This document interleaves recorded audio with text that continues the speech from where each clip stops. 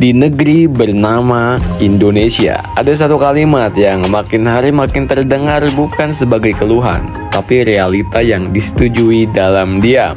Yaitu kalimat yang berbunyi, orang jujur gak akan kaya. Kalimat itu bukan sekedar sindiran, tapi semacam kesimpulan dari generasi ke generasi yang terlalu sering melihat kejujuran dikalahkan oleh kelicikan. Ia terdengar di ruang makan, di tongkrongan mahasiswa, hingga rapat dosen, bukan sebagai aspirasi, tapi sebagai adaptasi. Sebuah cara untuk bertahan hidup di sistem yang entah kapan lebih ramah pada mereka yang pintar memainkan celah daripada mereka yang benar-benar tulus bekerja. Padahal, kalau dipikir-pikir, negeri ini tuh hanya punya segalanya. Alam yang luar biasa kaya, budaya yang beragam, dan jutaan anak muda yang sebenarnya cerdas dan siap bersaing.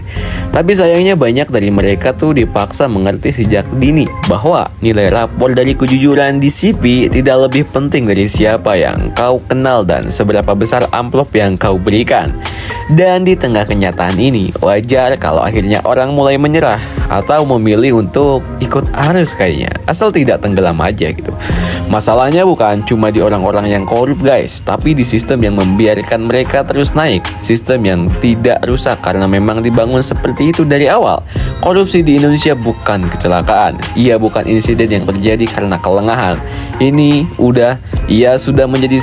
Ia sudah seperti software bawaan dalam perangkat birokrasi, lengkap dengan tombol-tombol pintas yang membuat mereka yang curang bisa selamat, sementara yang jujur dibiarkan berjalan kaki di tengah hutan belantara. Coba bandingin deh dengan El Salvador, negara kecil yang dulu dikenal dengan kekacauan dan kekerasan, tapi kini mereka mencuri perhatian dunia dengan langkah-langkah kecil tapi revolusioner. Salah satu presiden mereka menaruh nomor WhatsApp pribadi di papan proyek pemerintah. Di bawahnya tertulis, dana cukup asal tidak ada yang mencuri. Sebuah kalimat sederhana yang menunjukkan niat besar. Transparansi tidak lagi sekedar slogan, tapi menjadi alat komunikasi langsung antara rakyat dan pemimpin. Hasilnya lebih dari 100.000 penuntutan kasus korupsi dalam 4 tahun. Dari pejabat tinggi sampai tukang tanda tangan fiktif, semuanya disapu bersih oleh beliau. Sekarang coba deh balik pandangan ke negeri kita. Indonesia itu punya KPK gitu, punya ombudsman, punya ribuan aturan dan ratusan lembaga pengawas. Tapi tetap aja cuy, korupsi terasa seperti benang kusut yang tidak pernah benar-benar ingin diurai. Banyak kasus besar hanya heboh di awal lalu menguap bersama waktu. Bukti hilang, saksi bungkam, media sepi, dan kadang yang lebih menyakitkan, tersangka malah naik jabatan. Kan kocak negeri Konoha ini ya. Ini bukan fiksi loh. Ini adalah potret nyata dari negeri yang seringkali lebih cepat memaafkan kejahatan daripada memberi panggung bagi kejujuran. Permainan korupsi ini sebenarnya sederhana, seperti permainan anak-anak membagi permen. Kalian bayangin deh, 2 anak menemukan 10 permen. Kalau mereka adil, masing-masing dapat 5. Kalau satu serakah dan yang lain diam, yang serakah dapat 10 dan yang lain dapat 0. Tapi kalau dua-duanya rakus dan berebut, permen jatuh. Mereka cuma dapat 2. Nah, dalam sistem kita, anak yang serakah tidak pernah benar-benar dihukum.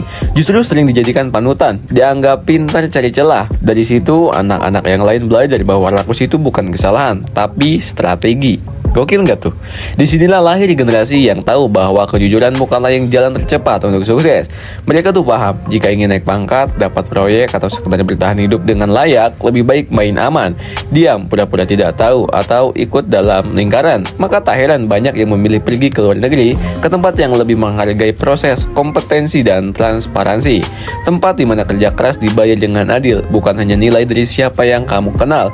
Padahal setiap rupiah yang dikorupsi itu bukan sekedar uang negara, itu adalah uang sekolah anak-anak di pedalaman, uang untuk memperbaiki rumah sakit yang plafonnya runtuh, uang untuk memperpanjang nyawa orang yang antri berobat di puskesmas dengan tenaga medis adanya. Tapi semua itu hilang, berubah jadi angka-angka fiktif dan laporan keuangan yang penuh dengan istilah realisasi belum maksimal atau kegiatan tidak berjalan sesuai rencana. Istilah halus untuk kejahatan besar yang dilakukan berjamaah. Tentu tidak semua pejabat korup, tidak semua sistem busuk, tapi selama yang jujur terus dipojok dan yang licik terus diberi panggung, kita hanya akan mencetak lebih banyak aktor yang pandai bersandiwara di atas panggung demokrasi.